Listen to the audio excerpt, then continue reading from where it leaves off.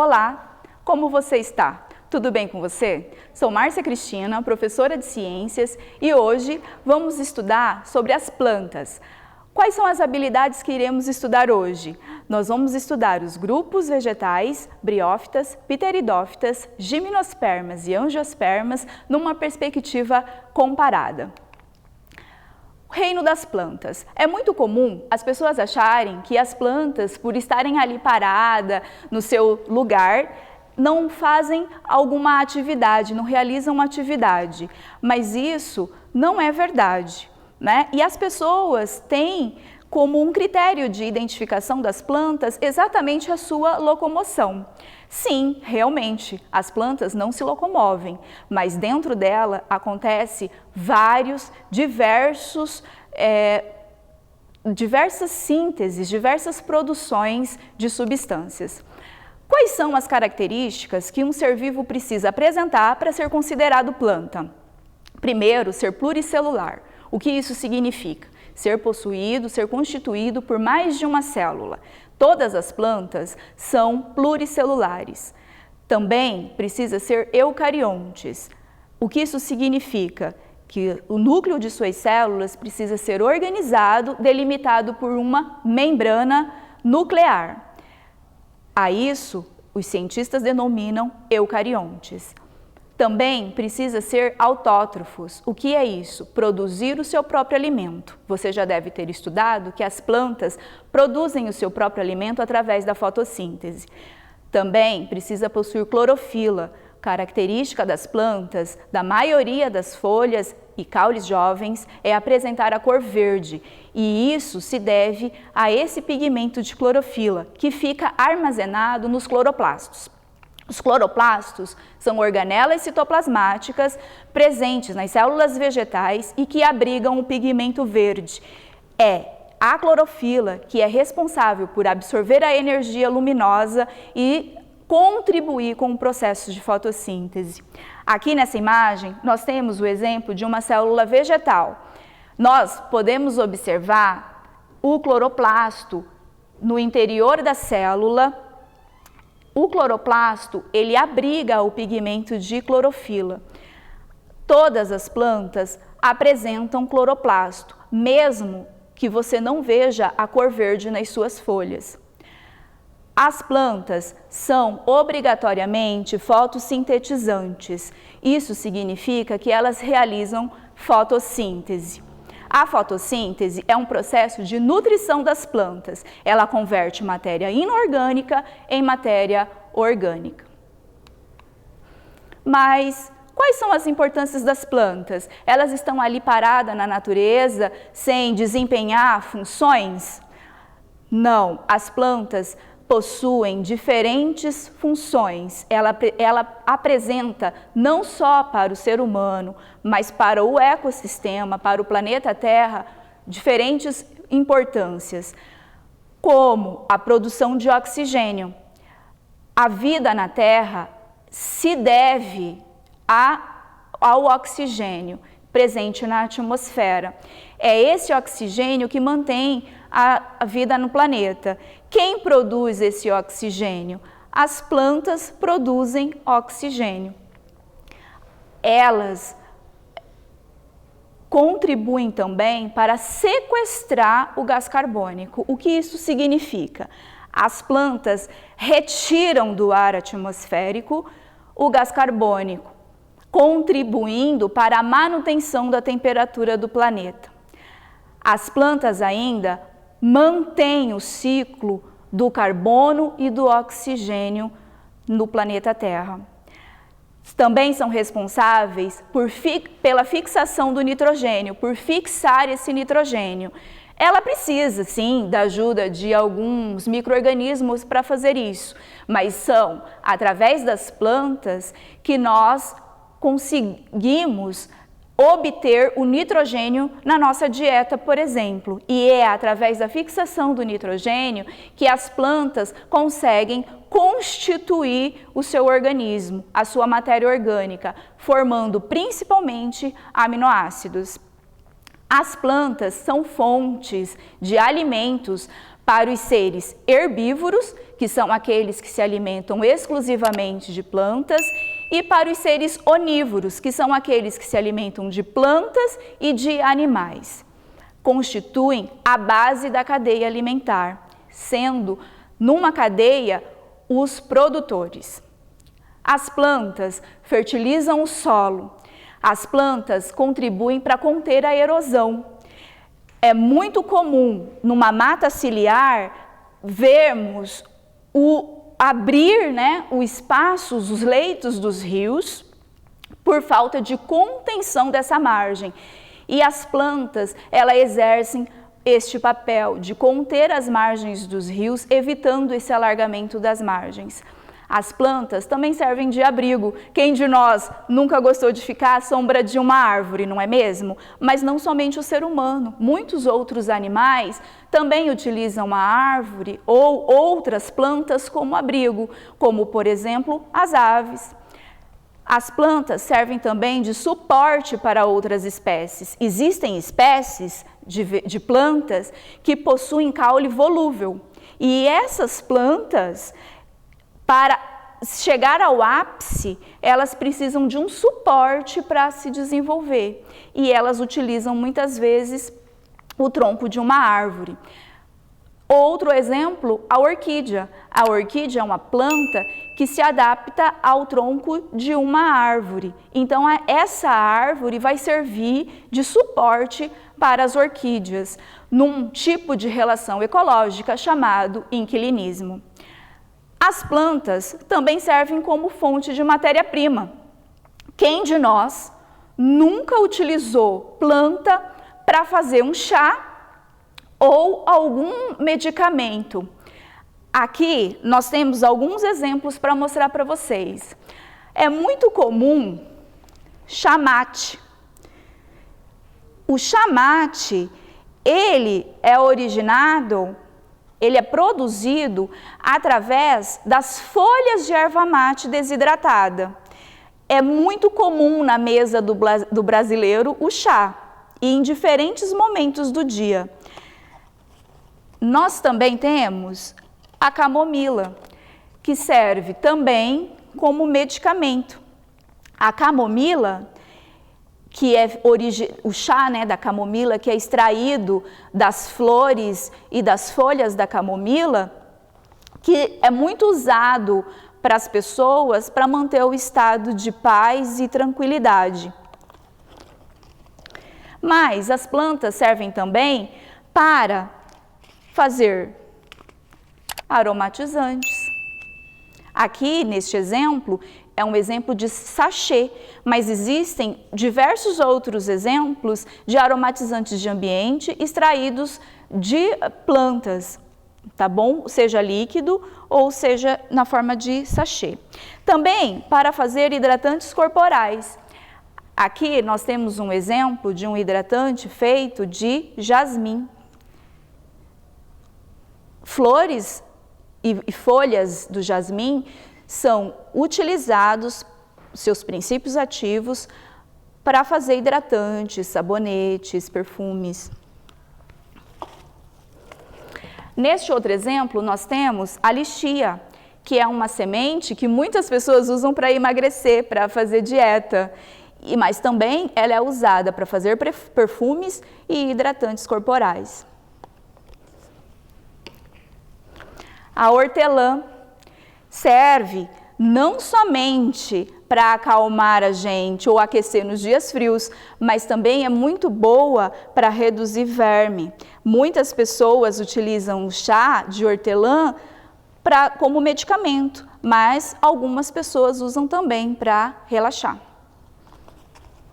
Alguns medicamentos que são originados à base de planta, como a maioria, tem como fonte de matéria-prima também o conhecimento que a humanidade desenvolveu ao longo do ano. Para virar medicamento, essas plantas, elas são analisadas, elas são estudadas até chegar no remédio que a gente vai ter em mãos, tá bom? As plantas também têm a sua beleza e promovem também o seu encantamento. Quem não gosta de chegar num ambiente decorado, com verde, né? Que acalma, que tranquiliza, que dá pra gente uma sensação de paz, não é mesmo? As plantas também têm a função de ornamentação, a função de decoração, além de ser fonte de matéria-prima. Quais são os produtos que você conhece que são originados a partir das plantas? De onde vem o papel? De onde vem o lápis?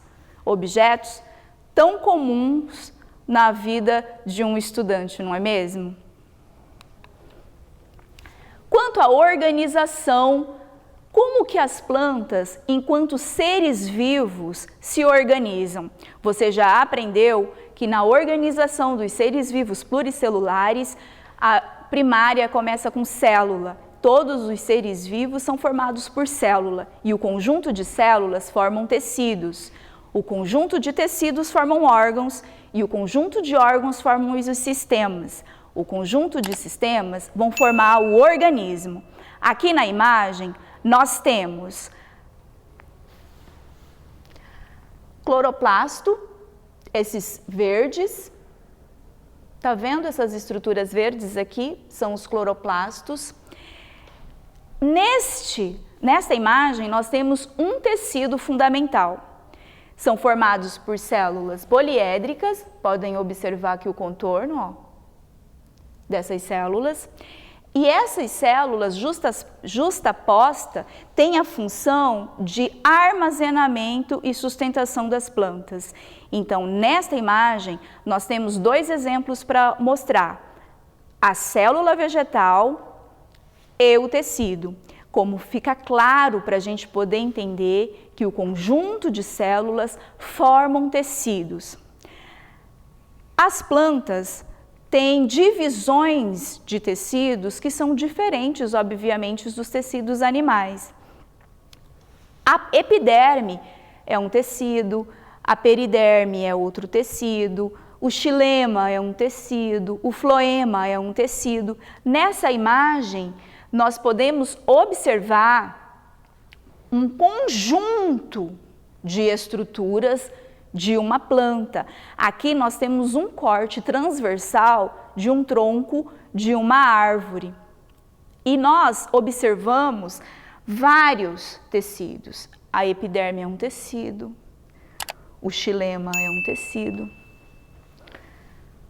a epiderme é outro tecido e assim por diante. O que é importante você saber? Que esses tecidos constituem diferentes sistemas da planta. Assim, a epiderme, a derme e a periderme vão constituir o sistema dérmico.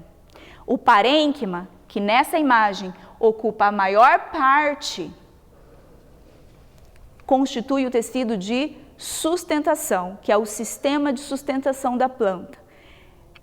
E o centro, ocupado pelo xilema e o floema, vão constituir os tecidos, os sistemas vasculares da planta, que é por onde vai transitar os nutrientes nesta planta. Neste exemplo, nós estamos falando de uma planta superior. O conjunto de sistemas vão formar o organismo da planta. E nessa imagem, nós temos exemplo de uma planta superior. Nós podemos visualizar com clareza diferentes órgãos. A flor é um órgão, o fruto é um órgão, o caule é um órgão, a raiz é um órgão e a folha é um órgão. Numa planta superior, como por exemplo a angiosperma, o conjunto destes órgãos formam os sistemas e o conjunto desses sistemas que está internamente na planta vão constituir o organismo. De uma maneira geral, a planta tem 4 tecidos que nós precisamos dar atenção para eles.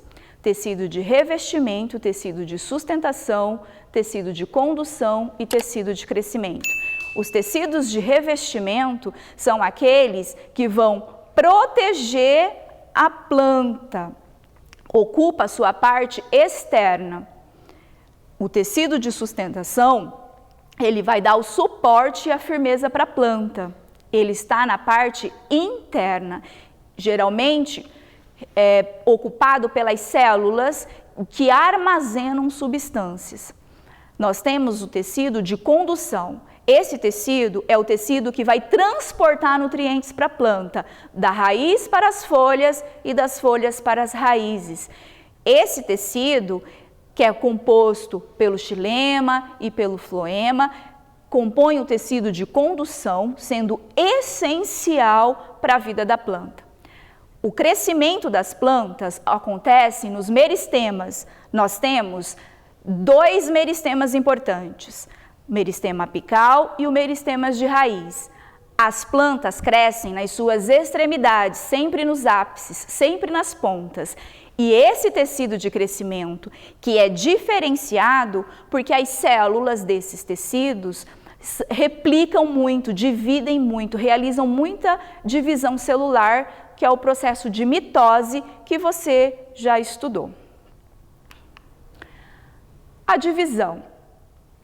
As plantas, diversas, várias formas, vários hábitats.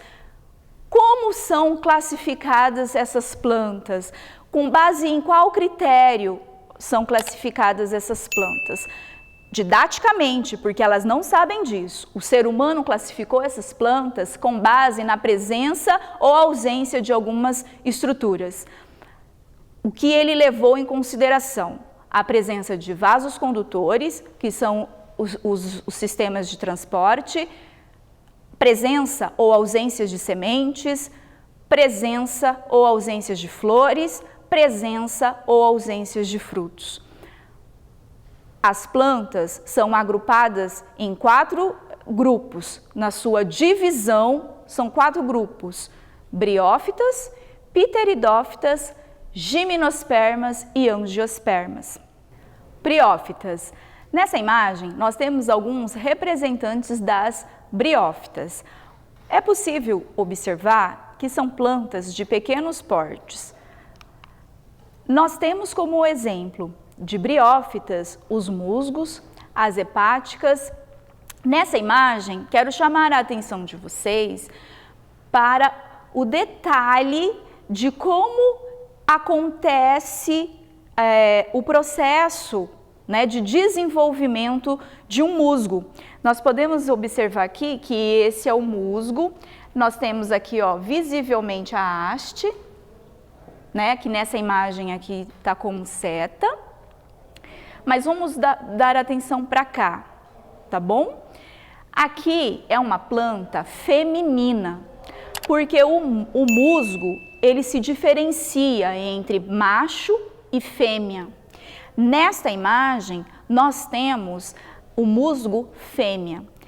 Vamos observar a estrutura do corpinho do musgo, lembrando que é uma planta muito pequenininha. Para observar essas estruturas, é melhor com o uso de uma lupa. Nós temos aqui as raízes, como elas não são ainda raiz propriamente dita, não é um sistema de sustentação igual das plantas superiores, é um sistema de sustentação mais simples, então os cientistas denominaram de rizoide, mas tem a função de raiz, que é fixar o musgo no solo. Aqui nós temos os filóides, que aqui nessa imagem está chamando de filídeo.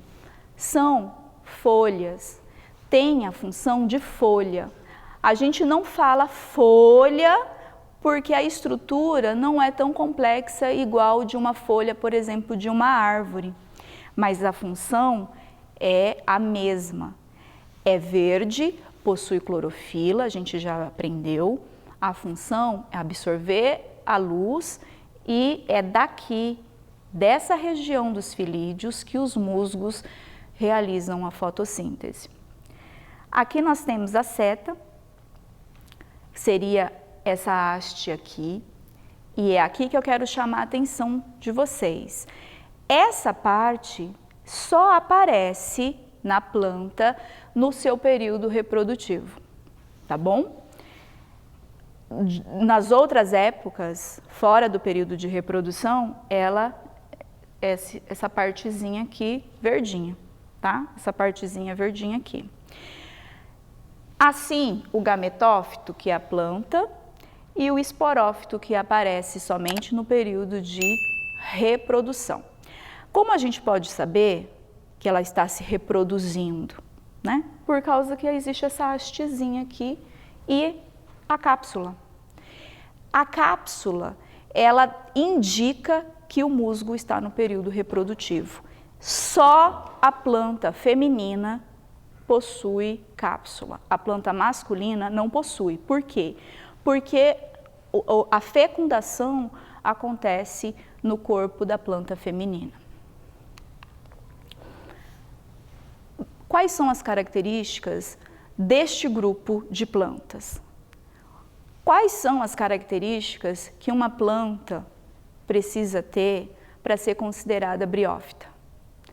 São plantas simples, não tem vasos condutores, não tem xilema, não tem floema, também não tem fruto, não tem semente e também não possuem flor. São organismos extremamente dependentes do ambiente úmido. Dependem exclusivamente da água para sua reprodução.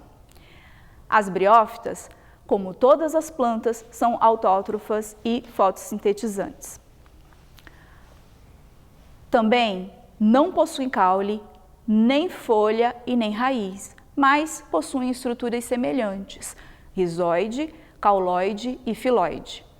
No seu ciclo de reprodução, acontece em duas fases, o gametófito, que pode ser feminino e masculino, e a fase do esporófito, que se desenvolve no corpo da planta feminina, que a gente vai ver agora. O ciclo de vida das briófitas tem duas fases, a fase do gametófito e a fase do esporófito.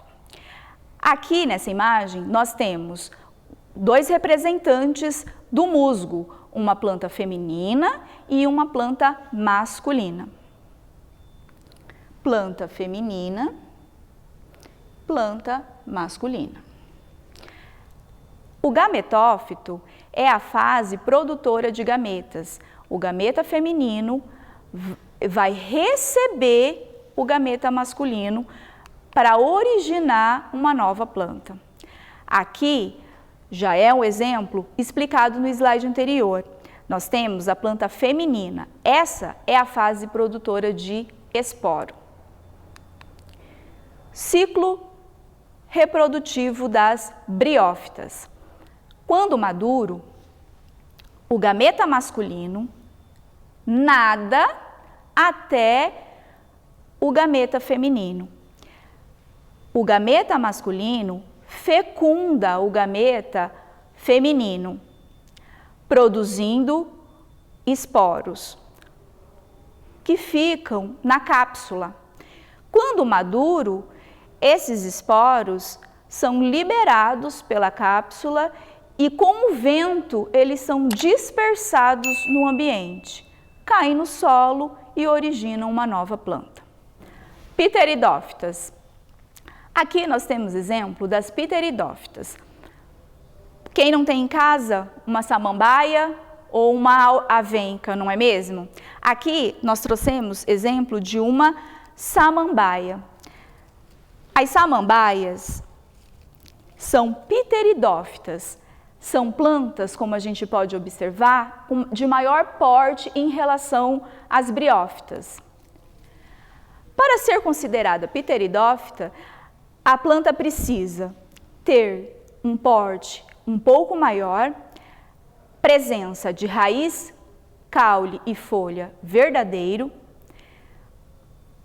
morar, ter como habitat ambientes úmidos e sombreados e possuir vasos condutores de seiva. Uma atenção aqui, no processo evolutivo das plantas, a presença de vasos condutores de seiva, xilema e floema, começam neste grupo de plantas. No seu processo de reprodução, as pteridófitas possuem duas fases, o gametófito e o esporófito. Aqui nós temos a estrutura de uma samambaia. Nós observamos aqui que a samambaia, ela possui folíolos verdes, porque possuem clorofila, como a gente já sabe. No período reprodutivo, essas plantas vão apresentar na sua face inferior das suas folhas soros. Essa planta, ela ainda não está no seu processo reprodutivo, então ela não apresenta, mas se você tiver na sua casa, dá uma olhada. Observa se embaixo dela tem vários pontinhos marrons. São os soros que vão originar uma nova planta. O caule da samambaia, ele é subterrâneo, é do tipo rizoma, e abaixo desse caule existem as raízes. Fase reprodutiva. Os soros, quando maduros, são liberados e caem no solo, originando um gametófito. No gametófito existe a formação de gametas femininos e gametas masculinos. O gameta masculino fecunda o gameta feminino, originando um esporófito jovem, que no solo vai crescer, vai desenvolver e originar uma nova planta. Vamos para a revisão. O que nós aprendemos hoje sobre briófitas e pteridófitas? Quadro comparativo.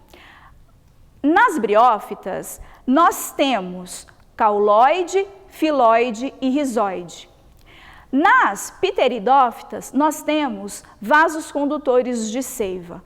Nem briófita e nem pteridófita possuem frutos, nem flores e nem sementes. Quais são os exemplos de briófitas? Musgo, hepática e anthoceros. Das pteridófitas, avencas, samambaias e cavalinhas. No seu sistema de reprodução, na sua fase reprodutiva, as briófitas apresentam uma fase de produção de gametas chamada sexuada e uma fase assexuada, que é a fase de produção de esporos. Na fase das pteridófitas, apresenta uma fase de reprodução sexuada, que é a produção de gametas, e a fase assexuada, que é a fase de produção de esporos. Como você pode ver, é invertido, tá bom? Faça o seu mapa conceitual, estude, pesquise. Obrigada, até a próxima aula.